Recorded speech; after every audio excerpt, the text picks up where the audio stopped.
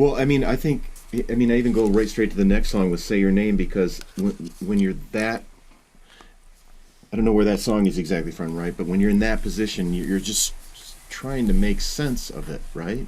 Right. With your brain, with your heart, with God, with your family, with the doctors, with everything. Right. But yeah. And it all takes time. Like none of those line up on the same day at the same time and just make sense for a while. And it's important for people to know that. Like you could have a sense of peace, but your heart feels one way and your head feels another, and your faith is in another place and whatever. But Say Your Name, kind of leading into that. That's just a straight up as blatant. I think it's probably the most literal song on the record about just believing that. I mean, it's just about a heartbreak. I mean, it's a pop song about a broken heart and wanting to move past. And this song is not about my husband and I. In fact, it was written by my friend Luke and Tammy. They actually started the song, and they were finished with it as far as they were concerned, and Tammy was singing it at a writer's round one time. And I loved what she was saying, but in my mind started making all these changes, and I was like, what would you say if I wanted to bust in on your song? And she was like, what do you mean? And I was like, well, what if I changed it? And if you could hear the original versus the new, they're very different. Mm-hmm. But they had already started the song about just a broken heart. But when she said, when does a scar become a tattoo? I was like, that's a lyric. Yes. I felt like that's something I would say, and you just said it. So let's, let me in on that. Let's go. And so I've never done that before. I've never taken someone's virtually complete song and said, can I just totally mix this up and still use pieces? And so I, when we were finishing it, when I had taken it and kind of mixed it up, my friend Phyllis had just lost her husband. Very unexpectedly, she had just lost her husband. And the bridge, when I say, I know that someday this pain will fade, but right now I want to scream. And it was that she, Phyllis in particular, had even said to me, I know I won't hurt this bad one day. And that's the hope.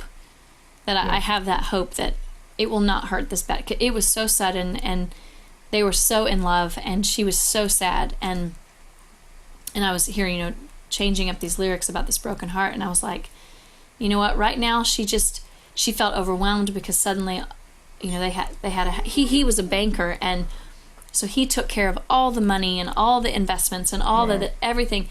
And she's like, I just want to scream. I don't know. She's like, I'm trying to deal with this broken heart of missing my husband so bad and realizing that he's not coming back. Right. Like that look in his eye that he's not coming back. Like this, it's not like we're going to get back together or reconcile. He is gone. And just accepting that while you're trying to deal with the funeral director calling your house and the coroner office and she said that she remembers he was still on the table in the emergency room after the ambulance brought him to the hospital. He was still, she said, literally he had flatlined only minutes prior.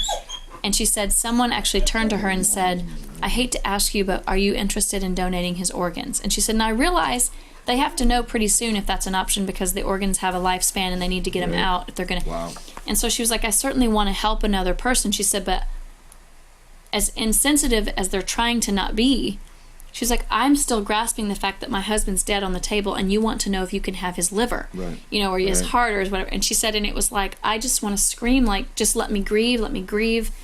And I said, well, it won't always be like this. And she was like, I know, like, that's the hope that I have is that right now it feels like this, but one day this will fade. And so I was like, okay, I want to, that was the twist that I wanted to add to this broken heart, is that sometimes people don't come back. Sometimes you don't remarry. Sometimes you don't reconcile. Sometimes you don't get back together. Right. Sometimes they're actually dead and it's impossible, but you can have hope that the pain of what you're, because I think people suffer tremendous pain in all kinds of situations and they act on it in a devastating way. And I mean, kind of takes me back to like Carrie Underwood's, I I drove my key into the side of his pretty little hooped up 4-wheel drive and carved my name into his leather. Like, of someone, whatever their emotion is, instead of responding, they react.